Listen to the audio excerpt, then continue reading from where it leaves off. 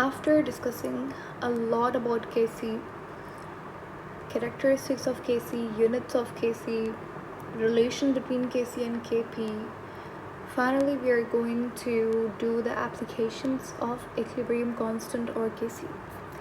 There are few applications of Kc. सबसे पहला हम बात करेंगे to predict the extent of reaction. क्या मतलब है इसका? Extent of reaction का मतलब क्या होता है?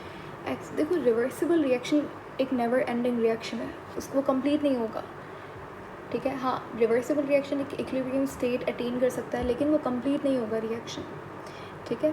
जिसकी वजह से हम लोग बात करते हैं कि कितना एक्सटेंट तक रिएक्शन हुआ. एक्सटेंट का मतलब ये कितना लिमिट, कितना रिएक्शन हो गया है, कितनी हद तक रिएक्शन हुआ है, ठीक है. या फिर आप बोल सकते हो कितना रिएक्टेंट प्रोडक्ट में कन्वर्ट हुआ है, उसका मतलब होता है एक्सटेंट ऑफ रिएक्शन. अब मैंने आपको ये चीज़ पहले भी मेंशन की थी कि Kc डायरेक्टली प्रोपोर्शनल होता है प्रोडक्ट की मोलर कंसंट्रेशन से और इन्वर्सली प्रोपोर्शनल होता है रिएक्टेंट की मोलर कंसंट्रेशन से. ये वाला हम ज़्यादा मेंशन नहीं करते. ऑफ कोर्स अगर डायरेक्टली प्रोडक्ट की कंसंट्रेशन से तो ऑटोमेटिकली इन्वर्सली हो जाता है रिएक्टेंट की मोलर कंसंट्रेशन से.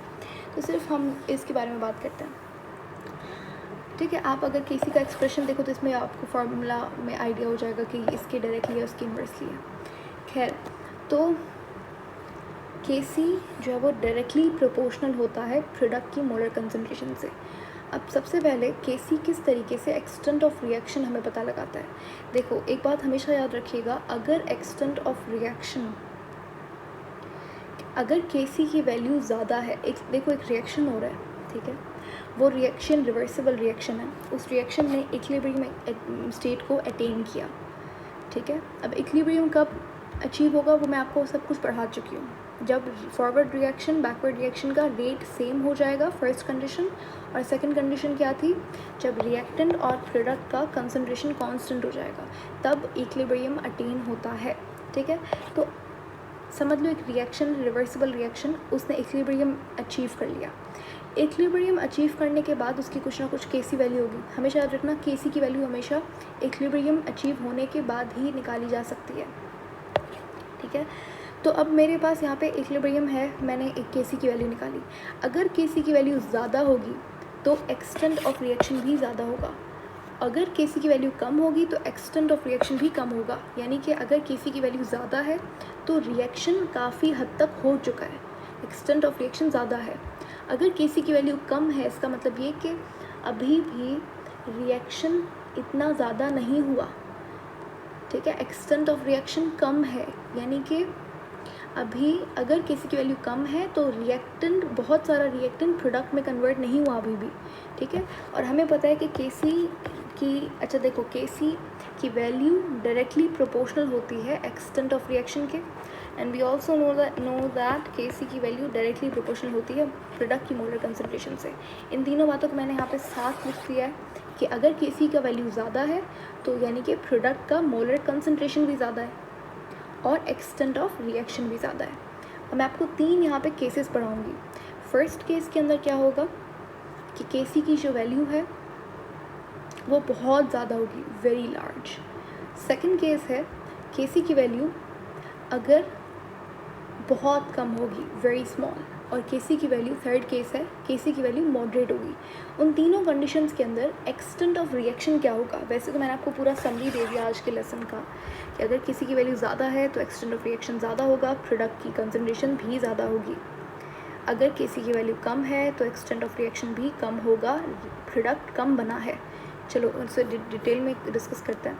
पहला केस हमारे पास है, अगर Kc की वैल्यू बहुत ज़्यादा है, बहुत ज़्यादा का मतलब 10⁻55, 35, ये बहुत बड़ी वैल्यूज़ हैं, ठीक है. मेरे पास एक रिएक्शन है ओजोन का, एक रिवर्सिबल रिएक्शन है, ठीक है.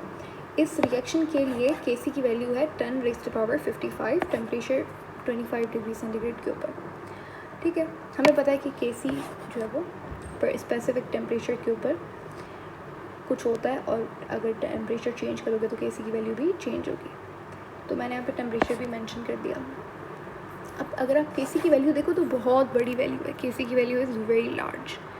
तो इसको देखकर आप 2-3 बातें पता लगा सकते हो. ये एक एप्लीकेशन है Kc की. आपको 2 बातें तो क्लियरली पता लगती हैं कि प्रोडक्ट की कंसंट्रेशन भी ज़्यादा होगी फर्स्ट एंड सेकंड क्या बात है कि एक्सटेंट ऑफ रिएक्शन भी ज़्यादा होगा। इसका मतलब ये कि अगर Kc की वैल्यू ज़्यादा होगी तो प्रोडक्ट की कंसनट्रेशन रिएक्टेंट की कंसनट्रेशन से ज़्यादा होगी और एक्सटेंट ऑफ रिएक्शन भी ज़्यादा होगा। एक चीज़ याद रखना, जो इक्विलिब्रियम मिक्सचर होगा उसके अंदर प्रोडक्ट ज़्यादा होगा।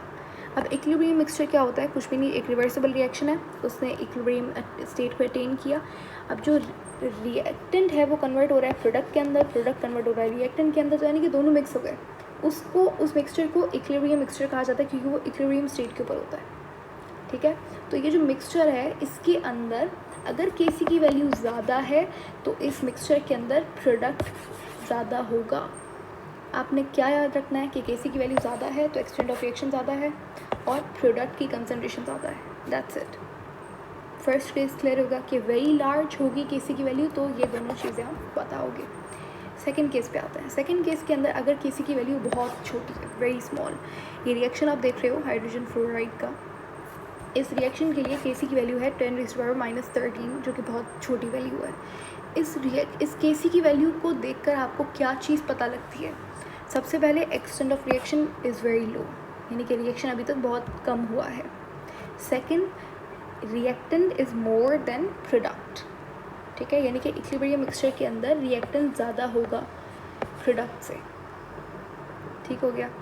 और थर्ड आपको ये एडिशनल पॉइंट है कि forward reaction not proceeding at appreciable extent. इसका मतलब ये कि क्योंकि Kc की वैल्यू कम है, इसका मतलब ये जो होने वाला रिएक्शन है, जो फॉरवर्ड रिएक्शन है, ये अच्छे रेट के ऊपर नहीं हो रहा, जिसकी वजह से प्रोडक्ट कम है, रिएक्टेंट ज़्यादा है। होपफुली आपको समझ आ गई होंगी सारी बातें। अब थर्ड केस के ऊपर आते हैं, जो कि है अगर Kc की वैल्यू मॉडरेट है। मेरे पास रिएक्शन है यहाँ पे नाइट्रोजन और हाइड्रोजन का, और इस रिएक्शन के लिए Kc की वैल्यू 10 है, जो कि एक मॉडरेट वैल्यू है, ना ज़्यादा बड़ी है ना ज़्यादा छोटी है।